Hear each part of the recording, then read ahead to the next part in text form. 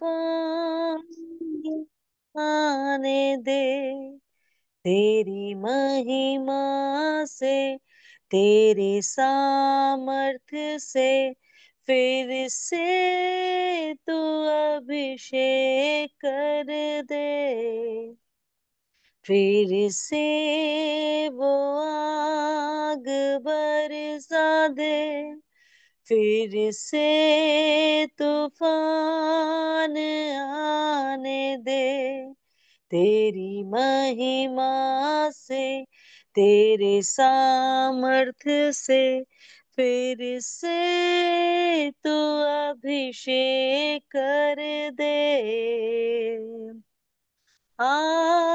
पवित्र आत्मा, पवित्र आत्मा,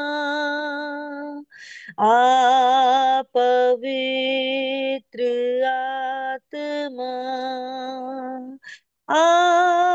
पवित्र आत्मा, पवित्र आत्मा, पवित्र आत्मा, बहने दे उस हवा को, छू ले जो हर एक दिल को, बहने दे उस हवा को, छू ले जो हर एक दिल को, तेरी करुणा हम पे बरसे, अपने मार्ग पे चला हमको, तेरी महिमा से, तेरे सामर्थ्य से, फिर से तू अभिषेक कर दे, तेरी महिमा से, तेरी सामर्थ्य से, फिर से तू अभिषेक कर दे। पवित्र आत्मा, पवित्र आत्मा, पवित्र आत्मा, तू बदल दे मेरे मन को, दे आशीष इस जीवन को, तू बदल दे मेरे मन को, दे आशीष इस जीवन को, तेरा दर्शन हमें मिले, करते हैं प्रार्थना तुझसे, तेरी महिमा से, तेरी सामर्थ्य से, फिर से तू अभिषेक कर दे, तेरी महिमा से, तेरी सामर्थ्य से, फिर से तू अभिषेक कर दे। पवित्र आत्मा, पवित्र आत्मा, पवित्र आत्मा, पवित्र आत्मा, पवित्र आत्मा, पवित्र आत्मा।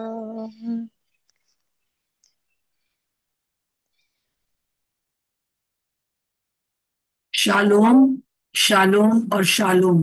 प्रभु यीशु की शांति जो समझ से बाहर है हमारे जीवनों में बनी रहे, और हम सचमुच में पूरी तरह से हम प्रभु की उपस्थिति में चल और फिर सकें। प्रभु का धन्यवाद हो कि आज एक और दिन प्रभु ने हमें दिया कि हम नहमया के किताब से उस जागृति को देख सके जो कि उस समय आई, जब परमेश्वर पिता ने एक बार फिर से अपनी कलीसिया की उस समय की उस समय जो जो परमेश्वर के लोग थे उनकी सुधि ली, और उनको उनको किस प्रकार से एक बड़ी जागृति भेजी। हम देखते हैं किस प्रकार से नेहमाया के मन में एक एक जलन उठी, एक एक उसके लिए, अपने अपने देश के लिए, अपने उस जाति के लिए जो प्रभु के द्वारा चुनी गई थी, उसके ऊपर उसने ध्यान लगाया। 4 महीने तक उपवास प्रार्थना किया, और फिर परमेश्वर ने किस प्रकार से उसके लिए द्वार खोले और अपने उस वचन को पूरा किया कि 70 साल के बाद मैं फिर से सबको इकट्ठा करूंगा, फिर एक जागृति भेजूंगा। और हम देखते हैं कि ये दीवार बनकर तैयार हो गई, जो कि नेहमाया ने बड़ी ही आप सैक्रिफाइस करके अपनी चीजों का निस्वार्थ भाव से परमेश्वर की सेवा किया। और उसने वहां के जो गलत बातें हो रही थी, अन्याय हो रहा था अंदर भी, अ, जो यहूदी लोगों के बीच में, उनको भी उसने क्षमा मांगने के लिए और एक दूसरे के ऊपर जो अन्याय कर रहे थे उसको हटाया। और हम देखते हैं कि एक बड़ी जागृति आ गई। और यहाँ पर दोनों हीरोज को देखते हैं उस समय के, एजरा को और नहमाया को। एजरा जो था वो एक याजक था, और वो वास्तव में जो था वो एक टीचर था, बाइबल टीचर था। और उस समय वो उठ के खड़ा हुआ और उसने वचन के अनुसार किस प्रकार से उस समय उस रिवाइवल को पूरा किया। और हम उसको आज देखने जा रहे हैं, 8वां अध्याय। तो मैं चाहती हूँ प्रतिभा आप पढ़ दीजिए, नेहमाया 8 का 1 से 5 पढ़ दीजिए, क्या हुआ देखिए। हाँ जब प्रतिभा। जब 7वां महीना निकट आया, उस समय सब इस्राएली अपने अपने नगर में थे। तब उन सब लोगों ने एक मन होकर जल फाटक के सामने के चौक में इकट्ठा होकर एज्रा शास्त्री से कहा कि मूसा की जो व्यवस्था यहोवा ने इस्राएल को दी थी उसकी पुस्तक ले आ। तब एज्रा याजक 7वें महीने के पहले दिन को, क्या स्त्री क्या पुरुष, जितने सुनकर समझ सकते थे, उन सबों के सामने व्यवस्था को ले आया। वह उसकी बातें भोर से दोपहर तक उस चौक के सामने जो जल फाटक के सामने था, क्या स्त्री क्या पुरुष और सब समझने वालों को पढ़कर सुनाता रहा, और लोग व्यवस्था की पुस्तक पर कान लगाए रहे।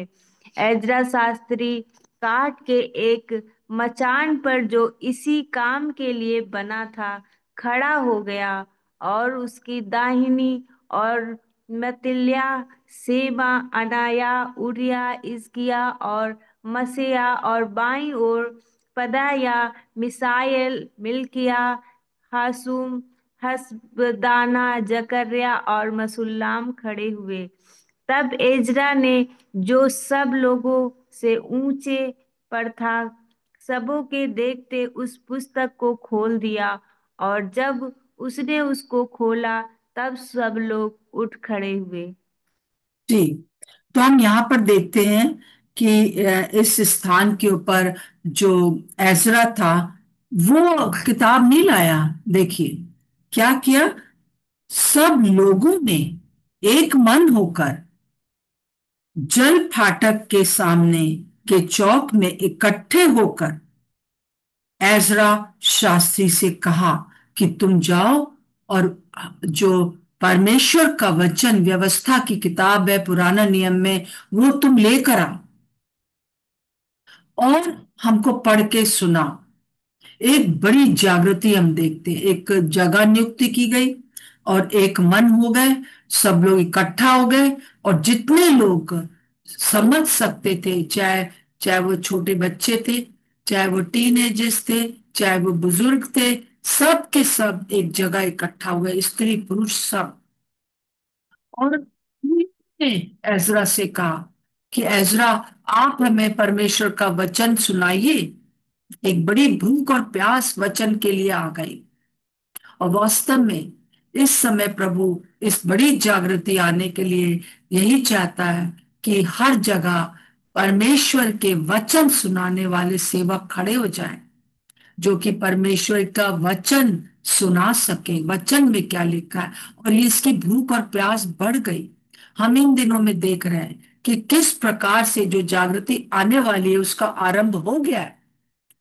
आप चाहे इंटरनेट पर, चाहे कलीसियाओं में, सारे लोग तो नहीं, परंतु जगह ब जगह बहुत से बाइबल टीचर खड़े हो गए। एक समय था हमारे उत्तर भारत में हिंदी बोलने वाले, प्रभु के वचन सुनाने वालों की बहुत कमी थी। परंतु इस समय हम देख रहे हैं कि किस प्रकार से वचन सुनाया जा रहा है। अब हम उन लोगों को काउंट कर सकते हैं। आप लोग, बहुत से लोगों, यूट्यूब पर और दूसरे जगहों से आप सुन रहे हैं ना। मैं भी इन दिनों में देख रही हूँ कि हमारे उत्तर भारत से लोग जो है, हिंदी स्पीकिंग, हिंदी बोलने वाले, वो खड़े हो रहे। एक समय हमारे लिए हम प्रार्थना किया करते थे, जो मेरे साथ बहुत सालों से जुड़े हुए हैं वो सब याद कर सकते हैं कि हम लोग कितने सालों से इस बात के लिए प्रार्थना कर रहे हैं कि हमारे यहाँ से जो है बाइबल टीचर खड़े हो रहे। और आजकल जो शाम को जो मीटिंग हो रही है 10 से 11:30 बजे तक, वो भी उसका एक भाग है। मैं कह रही हूँ वो भी उसका एक भाग है। और इस तरह से दिल्ली में, और हम देख रहे हैं कि पंजाब में और बहुत सी जगहों के ऊपर जो है बड़े बड़े प्रभु के सेवक खड़े हो रहे हैं, और जो कि एजरा के समान वचन को जानने वाले हैं। प्रभु का धन्यवाद। और लोगों के अंदर भूख प्यास है। लोग जो है, मैं कल देख रही थी किस तरह से 10 से पूरा पौने 12 बज गया था, पर कोई भी जन वहां से गया नहीं। सिर्फ एक या दो जन मजबूरी से गए होंगे, परंतु जो 95 से ज्यादा लोग थे वो रहे। और बाद में भी लोग उसको पढ़ सुन रहे हैं, बाद में भी नोट्स बना रहे हैं। बाद में जो लोग नहीं सुन पाते सुनते। ये एक सिर्फ पिक्चर हमारी तरफ से है, परंतु बहुत जगहों पर प्रभु के सेवकों को प्रभु खड़ा कर रहा है। और ये एक वचन को की भूख और प्यास है। आइए हम लोग प्रार्थना करें कि एक वचन की भूख और प्यास लोगों के दिलों में उभर जाए। लोग प्रभु के वचन के भूखे और प्यासे हो जाएं। और हम देखते हैं यहाँ पर कि करीब जो 3 घंटे तक लोग खड़े रहे, खड़े होकर सुन रहे थे। कोई जगह नहीं थी बैठने की, खड़े होकर। और मुझे तो ऐसा लगता है 3 घंटा तो मैंने कम बताया। भोर से लेकर दोपहर 2 बजे तक खड़े रहे, खड़े रहकर सुनते रहे, सबके सब। और हम देखते हैं दूसरी बात, 6 से 9 पढ़ दीजिए बहन। दूसरी बात क्या हुई है जी? तब एज तब एज्रा ने महान परमेश्वर यहोवा को धन्य कहा, और सब लोगों ने अपने अपने हाथ उठाकर आमीन आमीन कहा, और सिर झुकाकर अपना अपना माथा भूमि पर टेक कर यहोवा को दंडवत किया। यीशु बानी, सिरब्या, यामीन, अकूब, सबत यहूदिया, मासिया, कलीता, अजरिया, योजाबाद, हनान और पलया नामक लेवी लोगों को व्यवस्था समझाते रहे, और लोग अपने अपने स्थान पर खड़े रहे। उन्होंने परमेश्वर की व्यवस्था की पुस्तक से पढ़कर अर्थ समझा दिया, और लोगों ने पाठ को समझ लिया। तब नहम्याह जो अधिपति था, और एजरा जो याजक और शास्त्री था, और जो लेवी लोगों को समझा रहे थे, उन्होंने सब लोगों से कहा, आज का दिन तुम्हारे परमेश्वर यहोवा के लिए पवित्र है, इसलिए विलाप ना करो, और ना रो, क्योंकि सब लोग व्यवस्था के वचन सुनकर रोते रहे। जी, क्योंकि सब लोग व्यवस्था के वचन को सुनकर रोते रहे। वो लोगों ने अपना माथा जो था वो वो टेक दिया, और वो लोग जो थे इस प्रकार से पश्चाताप कर रहे थे, वो रो रहे थे, विलाप कर रहे थे, अपने पापों का पश्चाताप कर रहे थे, वचन सुन रहे थे, और वचन उनके जीवन में कार्य कर रहा था। और ये ना केवल अम, अ, अ, जो जो याजक थे और जो अधिपति था नेमाया, उन लोगों ने ऐसा किया, पर सारी प्रजा, सारे इसराइल के लोग इतने घंटे तक विलाप करते रहे। और बार बार जो थे वो लोग अपना दंडवत करते। उन दिनों में यही एक तरीका था प्रभु की आराधना करने का, प्रभु के सामने जो है पश्चाताप करने का, और वो लोग कर रहे थे। और इस प्रकार से हम देखते हैं कि दूसरी बात जो है वो आती है कि वो लोग पश्चाताप कर रहे थे, वचन सुन रहे थे, भूख प्यास थी, और एक मन के अंदर एक एक पश्चाताप आ रहा था। हालेलुया, प्रभु का धन्यवाद हो मेरे प्रियो। और फिर हम आगे देखते हैं 10 और 11 में। पढ़ दीजिए बहन, 10 और 11। फिर उसने उनसे कहा, जाकर चिकना भोजन करो और मीठा मीठा रस पियो, और जिनके लिए कुछ तैयार नहीं हुआ उनके पास भोजन सामग्री भेजो, क्योंकि आज का दिन हमारे प्रभु के लिए पवित्र है। और उदास मत रहो, क्योंकि यहोवा का आनंद तुम्हारा दृढ़ गढ़ है।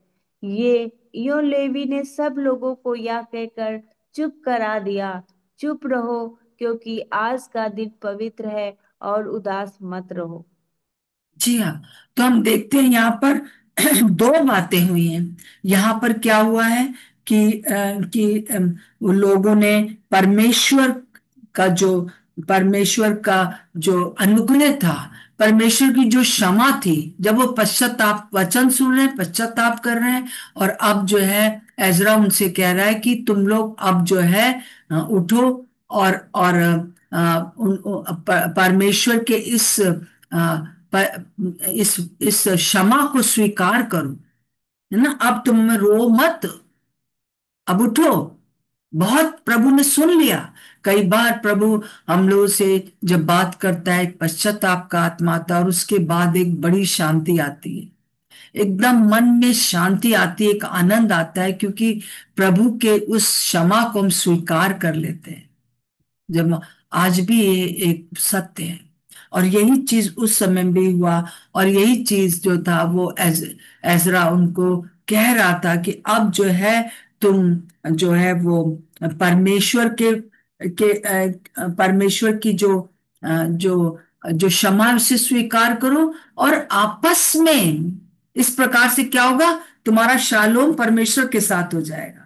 और फिर तुम आपस में जिनके पास कुछ नहीं है, तुम खाने के लिए भेजो, चिकना चिकना भोजन करो। वो दिखाता है कि किस प्रकार से सेलिब्रेट हो रहा है, किस प्रकार से उत्सव मनाया जा रहा है, और जिसमें कि परमेश्वर के साथ शालोम और अपने संगी लोगों के साथ शालोम। जिनके पास नहीं है, जिन उनको भी तुम दो, तो आपस में भी प्यार। तो यही चीज हम बता रहे हैं कि जब रिवाइवल आती है, तब परमेश्वर के वचन के लिए भूख और प्यास उत्पन्न होती है। प्रभु क्या कह रहा है। और दूसरी बात होती है कि हम पश्चाताप करते हैं। पश्चाताप का कहीं पर भी रिवाइवल आई है, ये बात आरंभ हुई। और फिर उसके बाद तीसरी बात जो होती है वो ये होता है कि परमेश्वर की शांति आती है, और आपस में शांति आती है। प्रभु का धन्यवाद हो, ये दोनों बातें यहाँ पर हो रही थी। और और फिर उसके बाद हम देखते हैं कि जैसा 10वें आयत में लिखा हुआ है आखिरी में, क्योंकि यहोवा का आनंद तुम्हारा दृढ़ गढ़ है। आज अगर हमारे लिए कुछ आनंद की बात है, तो वो है परमेश्वर का आनंद। परमेश्वर का आनंद ही हमारी जो है सामर्थ है। कई बार इस चीज को जो नेहमाया है वो इस बात को कहता है, यूं लेविये क्या होकर चुप कराया और उनसे उनको कहा कि तुम अब उदास मत हो। हालेलुया। प्रभु एक बहुत बड़ी जागृति लाने वाला है। लोगों का वचन के प्रति जो है भूख प्यास बढ़ जाएगी। बहुत से प्रभु के सेवा खड़े हो जाएंगे जो कि प्रभु के वचनों को सुनाएंगे। और हमारा हमें प्रभु जब पश्चाताप का आत्मा मिलेगा और उसके जब हम पश्चाताप करेंगे तो जैसा लिखा है पहला यूहन्ना उसका पहला अध्याय और 9वें पद में, यदि हम अपने पापों को मान ले तो वो हमारे पापों को क्षमा करने में विश्वास योग्य और धर्मी है। और फिर उसके बाद परमेश्वर का आनंद ऐसा उमड़ेगा। परमेश्वर से मेल, दूसरों से मेल, प्रभु का आनंद। और अब जो है ये चीज जो है ये जागृति उसी दिन के लिए बस नहीं रही, परंतु क्या हुआ आगे हम इसको पढ़ेंगे। ये ये जागृति लगातार रही। और और लगातार रहने के लिए उन्होंने लगातार क्या किया और आज दिन तक वो कर रहे हैं। यहूदी लोग इसको करते हैं। तो हम पढ़ लेंगे 13 से 18 तक पढ़ दीजिए। दूसरे दिन भी समस्त प्रजा के पितरों के घराने के मुख्य मुख्य पुरुष और याजक और लेवी एज्रा शास्त्री के पास व्यवस्था के वचन ध्यान से सुनने के लिए इकट्ठा हुए। उन्हें व्यवस्था में यह लिखा हुआ मिला कि यहोवा ने मूसा के द्वारा यह आज्ञा दी थी कि इस्राएली 7वें महीने के पर्व के समय झोपड़ियों में रहा करें और अपने सब नगरों और यरूशलेम में यह सुनाया और प्रचार किया जाए पहाड़ पर जाकर जैतून, तैल वृक्ष, मेहंदी, खजूर और घने घने वृक्षों की डालियां ले आकर झोपड़ियां बनाओ जैसा कि लिखा है। अतः सब लोग बाहर जाकर डालियां ले आए और अपने अपने घर की छत पर और अपने आंगनों में और परमेश्वर के भवन के आंगनों में और जलफाटक के चौक में और अप्रैम के फाटक के चौक में झोपड़ियां बना ली। वरन सब मंडली के लोग जितने बंधुआई से छूट कर लौट आए थे झोपड़ियां बनाकर उनमें रहे। नून के पुत्र यहोशू के दिनों से लेकर उस दिन तक इस्राएलियों ने ऐसा नहीं किया था। उस समय बहुत बड़ा आनंद हुआ। और फिर पहले दिन से अंतिम दिन तक एजरा ने प्रतिदिन परमेश्वर की व्यवस्था की पुस्तक में से पढ़ पढ़ कर सुनाया। यों वे 7 दिन तक पर्व को मनाते रहे और 8वें दिन नियम के अनुसार महासभा हुई। हालेलुया। तो हम ये देखते हैं कि ये जो जागृति आरंभ हुई ये सिर्फ 3 दिन के लिए 2 दिन के लिए नहीं थी, पर 7 दिन उन लोगों ने ये किया कि वचन सुनते रहे और वचन सुनकर उसको मानते रहे। और उन्होंने उनको याद आया कि किस प्रकार से परमेश्वर ने उनको झोपड़ियों का पर्व मनाने के लिए कहा था कि जब तक मसीहा ना आ जाए तब तक झोपड़ी का पर्व मनाते रहना। और आज भी यहूदी लोग इसको मनाते हैं क्योंकि वो सोच रहे हैं कि अभी भी सोचते हैं कि प्रभु अभी आने वाला है। परंतु उस समय क्या हुआ था, झोपड़ियों का पर्व क्यों मनाया जाता था? ताकि सारे जो इस्राएली हैं वो इस बात को दोहराते रहें, धन्यवाद देते रहें प्रभु को कि किस प्रकार से एक समय था कि हम 40 साल तक जंगल में रहे, तंबू बना बना के रहे, झोपड़ियां जो इसलिए जब वो लोग स्थिर भी हो गए तभी भी उनको कहा गया जब कि तुम मिस्र देश से जब निकले थे उस दिन को तुम कभी ना भूलना। हर एक पर्व मनाया जाता था। ये बताने उन दिनों में लिखा हुआ तो वर्ड नहीं था, परंतु उन दिनों में सबके पास नहीं था। परंतु क्या होता था कि जब वो झोपड़ी का पर्व मनाते हैं तो वो लोग क्या करते हैं, वो लोग अपने घर से बाहर निकलते हैं, महलों से अपने बाहर निकलते, चाहे छोटा बड़ा सब लोग, और बाहर एक तंबू बनाते, एक झोपड़ी बनाते और उस झोपड़ी में रहते या चौकों में या अपने घर की छतों में। आज भी इस चीज को वो लोग मनाते हैं। परंतु अब हमें मनाने की जरूरत नहीं है। परंतु ये एक उस समय प्रभु यीशु मसीह के आने के दिन तक करना जरूरी था।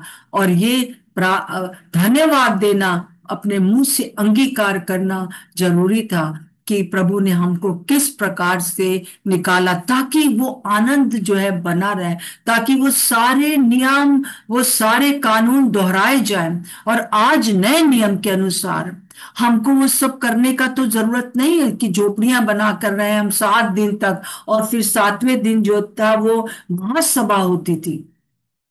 और वो ये चीज जो है, जो मतलब कहने का मतलब ये है कि जो 13 से पूरा 18 तक लिखा हुआ है वो ये है कि ना केवल जो जागृति थी उस थोड़े समय के लिए आई, परंतु वो जागृति को हजारों सालों तक जो है वो झोपड़ियों के पर्व में के रूप में मनाया गया। वचन पढ़ा जाता है, लोग सब कुछ भूल कर, सब कुछ छोड़कर, अपना बिजनेस बंद करके पूरे परिवार के साथ बाहर रहते और सारे वचनों को दोहराते मूसा के द्वारा जो कहे गए थे। आज भी प्रभु हमसे यही चाहता है कि जो जो हमारा जो वचन के प्रति भूख और प्यास बढ़ती जाए, कम ना हो। और दूसरा, पश्चाताप का आत्मा उंडेला जाए कलीसियाओं में। जो बातें परमेश्वर की ओर से नहीं है, जो विधियां परमेश्वर की ओर से नहीं है, उनको उनको निकाला जाए, उनको समझा जाए, अपने लोगों को बताया जाए और पश्चाताप किया जाए। और आपस में मेल और परमेश्वर के साथ मेल हो जाए, और तब जो है जो आनंद होगा वो बड़ा आनंद होगा। हालेलुया। और ये लगातार होता रहे। आइए हम लोग इस बात के लिए प्रार्थना करें, एक वचन को क्लेम करें जो कि हेजिकेल ने, यजिकेल ने 11वें अध्याय के 19 और 20वें पद में देखिए क्या उसने लिखा कि बंधुआई में गए लोगों से परमेश्वर की प्रतिज्ञा, जब बंधुआई से लोग आ गए तो उनके क्या प्रतिज्ञा हुई, जब वो थे तब क्या प्रतिज्ञा किया। और आज भी प्रभु यही प्रतिज्ञा हमसे कर रहा है, और इसको हम क्लेम कर सकते हैं। मैं 19 और 20 में, 11, 19 और 20, मैं उनका हृदय एक कर दूंगा। हालेलुया। ये प्रभु का वचन है कि जिन दिनों में जागृति आएगी, और वो जागृति आ चुकी है 35 के दिन, और वो जागृति जैसे आज आज जया ने गाना गाया, फिर से वो आग बरसा दे। तो परमेश्वर ने उस समय भी किया था, आज भी कर रहा है, और नेहमाया के समय में, एजरा के समय में भी किया था। मैं उनका हृदय एक कर दूंगा और उनके भीतर नई आत्मा उत्पन्न करूंगा। प्रभु एक नई आत्मा उत्पन्न करेगा, और वो 2025 साल पहले प्रभु यीशु मसीह ने पेंतीकुस्त के दिन कर दिया। और उनका कि देह में से पत्थर का सा हृदय निकाल कर मांस का हृदय दूंगा। ये परमेश्वर करेगा। आइए इसको हम पुकार ले, प्रभु हमें नया हृदय चाहिए। हमें जो है हमारा कठोर हम हो जाते हैं, वचन सुनते रहते भय नहीं होता परमेश्वर के प्रति, कोई प्यार नहीं आता, या परमेश्वर के लिए कोई जागृति नहीं आती है। वो प्रभु निकाल देगा। और फिर जिससे वे मेरी विधियों पर नित्य चला करेंगे। तो जो वे विधियां हैं वो इसलिए नहीं, वो सारी बातें इसलिए नहीं कि एक बार हो गई। पहले विधियां थी, आज अनुग्रह को लेना है। पर प्रभु यीशु मसीह ने जो क्रूस पर कर दिया, उसको नित्य नित्य नित्य मानना है।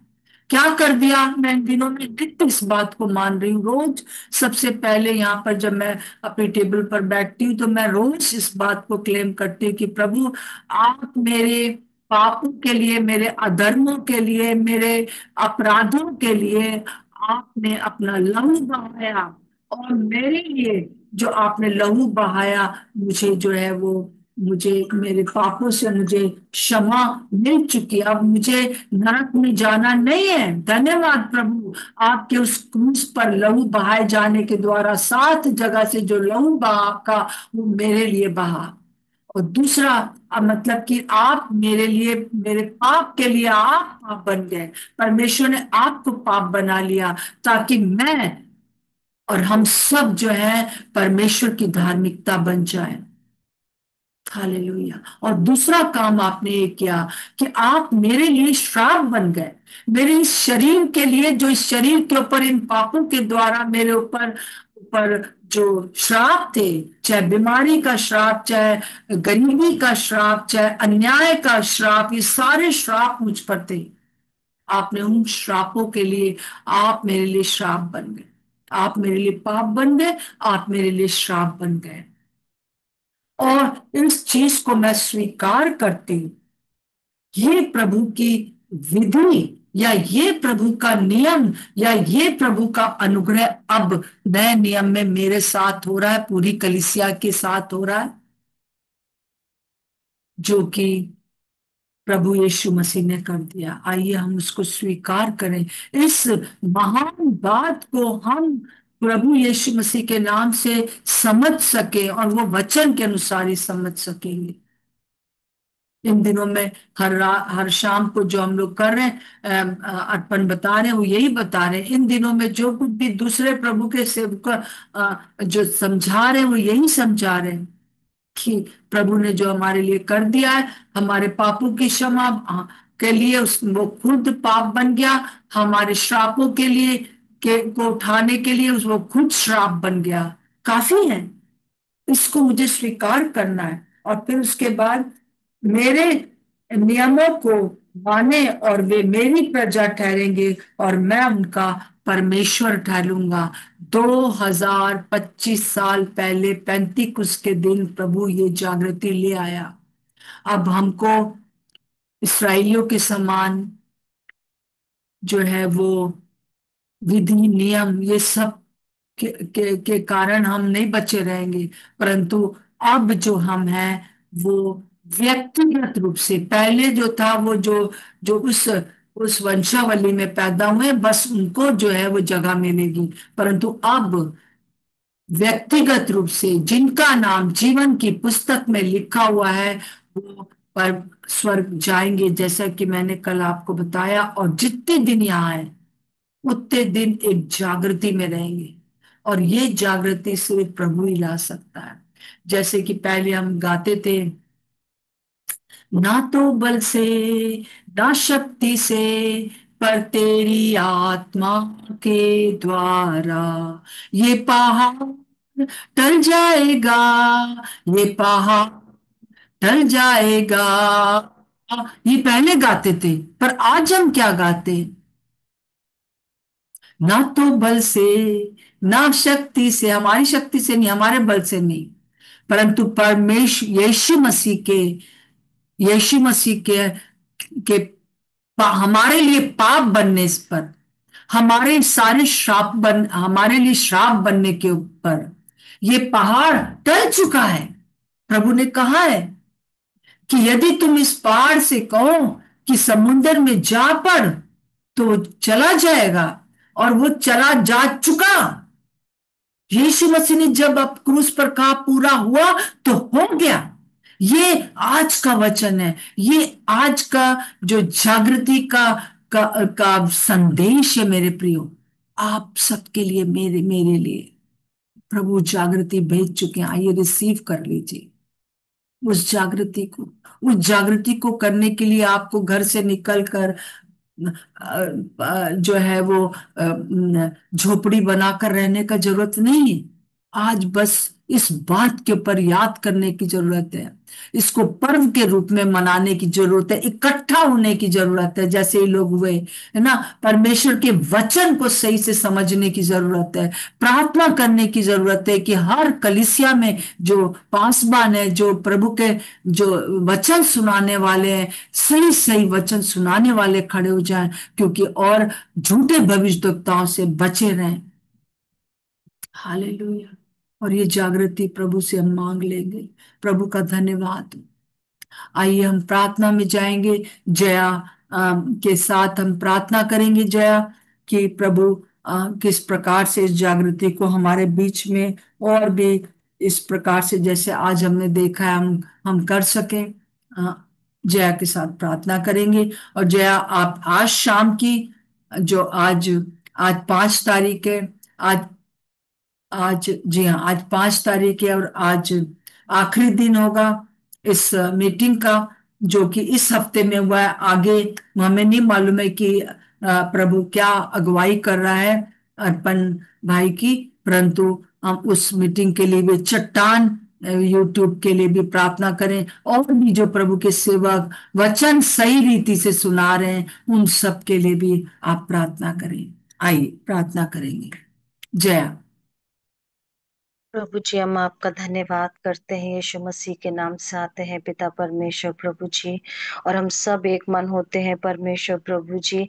और जैसा आज हमने वचन को सुना परमेश्वर पिता, हम आपका धन्यवाद करते हैं परमेश्वर प्रभु जी, कि सच में परमेश्वर प्रभु जी, जब लोगों ने आपके वचन को सुना तो वो रोने लगे परमेश्वर प्रभु जी, वो दुखी हुए परमेश्वर पिता, आपकी उपस्थिति में वचन को पहचान सके, वचन को जान सके, और इस बात को जान सके कि प्रभु हमसे क्या चाह रहे थे, परमेश्वर ने हमसे क्या कहा था, परमेश्वर ने हमारे लिए क्या बोला था परमेश्वर प्रभु जी।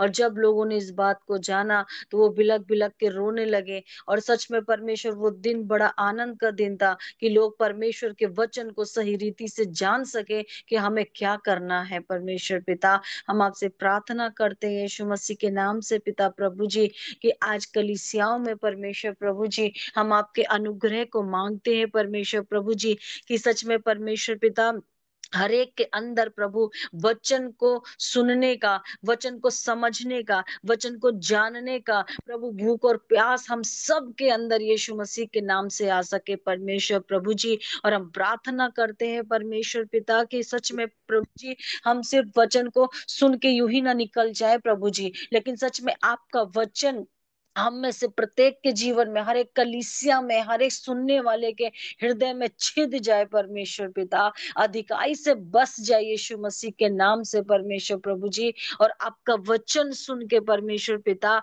और जो पश्चाताप उत्पन्न होता है परमेश्वर प्रभु जी, हम प्रार्थना करते हैं परमेश्वर प्रभु जी, कि वो सच्चा पश्चाताप हर एक कलीसिया में, हम सब के जीवन में यीशु मसीह के नाम से परमेश्वर प्रभु जी आ सके परमेश्वर प्रभु जी, क्योंकि सच्चा पश्चाताप भक्ति को उत्पन्न करता है परमेश्वर प्रभु जी। हम आपसे प्रार्थना करते हैं परमेश्वर प्रभु जी, की लोगों ने जब पश्चाताप किया, बड़ा आनंद हुआ परमेश्वर पिता।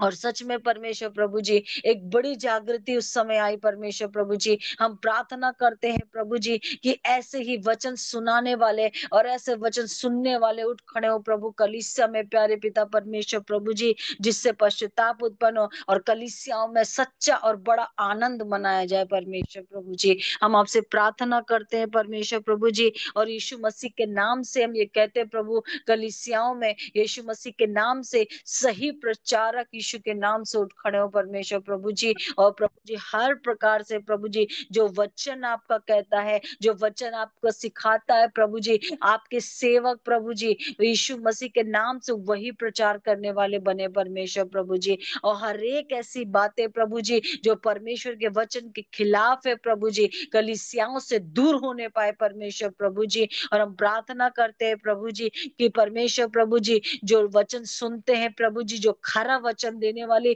शिक्षा कलीसिया में आ सके यीशु मसीह के नाम से परमेश्वर प्रभु जी।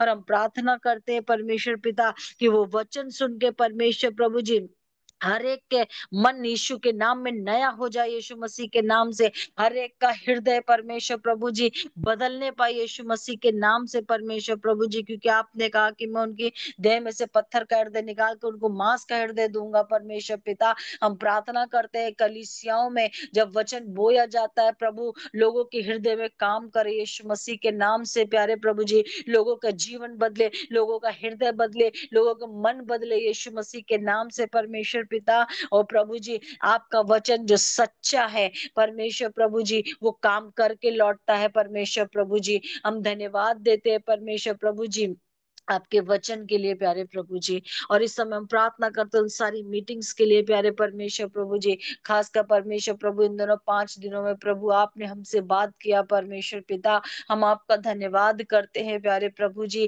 कि हमने कितनी बार अपना फोकस किन चीजों में बना लिया प्रभु जी, लेकिन प्रभु हमने आपके वचन से सीखा प्रभु जी कि हमारा फोकस सिर्फ क्रूस हो परमेश्वर प्रभु जी। हम आपसे प्रार्थना करते हैं प्रभु जी और हम क्षमा मांगते हैं प्रभु जी कि कई बार हमने अपने फोकस को और दूसरी चीजों में लगा लिया परमेश्वर प्रभु जी। लेकिन आज हम कहते हैं प्रभु जी कि सिर्फ आपका क्रूस का बलिदान हमारे लिए काफी है प्यारे परमेश्वर पिता। हम आपका धन्यवाद करते हैं परमेश्वर पिता। और इन 5 दिनों में प्रभु आपने लोगों को स्पर्श किया है, आपने बात किया है परमेश्वर प्रभु जी। और हम प्रार्थना करते हैं जब आज का दिन जो मीटिंग का आखिरी दिन है प्रभु जी, हम प्रार्थना करते हैं प्रभु जी कि हर एक जन परमेश्वर प्रभु जी आज के दिन कनेक्ट हो सके परमेश्वर पिता। यीशु मसीह के नाम से प्रभु जी आप भैया की अगुवाई करें परमेश्वर पिता। आज का जो वचन आपने रखा है प्रभु जी उसे शाम को सुनाने में प्रभु जी, और परमेश्वर प्रभु आराधना में, प्रार्थना में, और जब आखिरी में होते प्रभु जी हर एक जन परमेश्वर पिता जितने सुनने वाले हैं लोगों की हृदय छिदे प्रभु जी लोग कनेक्ट कर सके। पवित्र आत्मा हम आपके बहुतायत के अभिषेक को, बहुतायत की सामर्थ को, बहुतायत के अनुग्रह को मांगते हैं प्रभु इस मीटिंग के ऊपर प्यारे परमेश्वर प्रभु जी। और हम ये प्रार्थना करते हैं परमेश्वर प्रभु जी कि सच में परमेश्वर ये और मीटिंग्स की तरह मीटिंग न रहे प्रभु जी, पर लोगों के हृदय बदले, लोगों का जीवन बदले, और परमेश्वर प्रभु बड़ी गवाहियां आए परमेश्वर प्रभु जी। हम आपका धन्यवाद करते हैं प्रभु जी। और सच में परमेश्वर प्रभु जी जितने भी यूट्यूब में प्रभु आपके सेवक प्रचार कर रहे हैं प्रभु होने दे प्रभु वैसे ही परमेश्वर प्रभु सच्चा और खरा और सीधा प्रचार कर सके परमेश्वर प्रभु जी। हम प्रार्थना करते हैं प्रभु जी अनुग्रह दे जो माध्यम है परमेश्वर पिता आपने दिया कि बहुतों तक आपका वचन जो पवित्र है परमेश्वर, जो खरा है, लोगों तक पहुंचे प्रभु जी। हम आपका धन्यवाद देते हैं परमेश्वर इस बात के लिए प्रभु जी। और आज की शाम की पूरी मीटिंग को प्रभु जी हम आपके लहू में ढापते हैं प्रभु जी। ज्ञानवी आकाश को, परमेश्वर पिता भैया को प्रभु जी, पूरी फैमिली को आपके लहू में छुपाते हैं प्रभु जी। और हम प्रार्थना करते हैं प्रभु कि आज के दिन और परमेश्वर प्रभु आपका बड़ा काम होने जा रहा है प्रभु जी। हम आपका धन्यवाद करते हैं प्रभु, और उस बड़े काम के लिए हम आपका धन्यवाद करते हैं, उस बड़े छुटकारे के लिए हम आपका धन्यवाद करते हैं परमेश्वर पिता जो आप हम सब के जीवन में कर रहे हैं प्रभु जी। आपका धन्यवाद करते हैं प्रभु। सारी आदर और सारी महिमा परमेश्वर सिर्फ और सिर्फ आपको मिले, यीशु मसीह के नाम से मांगते हैं, आमीन। आमीन और आमीन। प्रभु का धन्यवाद हो। आज शाम को एक और मीटिंग है, और कल हम लोग फिर से दोपहर में 2 बजे जैसे मिलेंगे। सैटरडे है कल। कल सुबह नहीं मिलते हैं, और फिर संडे को भी नहीं मिलते हैं, अपने अपने कलीसिया में रहते हैं। और जैसा भी आगे प्लान होगा हम करेंगे। और रोज सुबह जो प्रार्थना की ये 5:30 से 6 बजे हो रही है, ये होती रहेगी। प्रभु का धन्यवाद हो। प्रभु हमारे बीच में काम कर रहा है। मेरी प्रार्थना है कि जो काम हमारे जीवन में शुरू हुआ है वो लगातार होता रहे, लगातार होता रहे, जब तक कि प्रभु ना आ जाए। एक बड़ी जागृति हम लोग के जीवनों में बनी रहे। कोई भी जन अगर कुछ भी शेयर करना चाहता है तो आप मुझसे शेयर कर सकते हैं। कि और अगर मैं ना उठाऊं तो आप लोग अवश्य उसको जो है आप वॉइस मैसेज करके भेज दीजिए। सबको जय मसीह की। जय जय मसीह मसीह की। की जय। जय मसीह की। जय जय मसीह मसीह जय की मसीह की दी। आंटी जी, जय मसीह की सभी जय बहनों को। मसीह की प्रभु का दीदी, जय मसीह धन्यवाद हो। की, जय मसीह की। जय जय मसीह मसीह की। की जय जय मसीह मसीह की की। आंटी जी, सबको जय सभी बहनों मसीह को की। जय जय मसीह की मसीह की। दीदी, जय सबका मसीह जय की मसीह। दीदी। जी, शालोम शालोम और शालोम।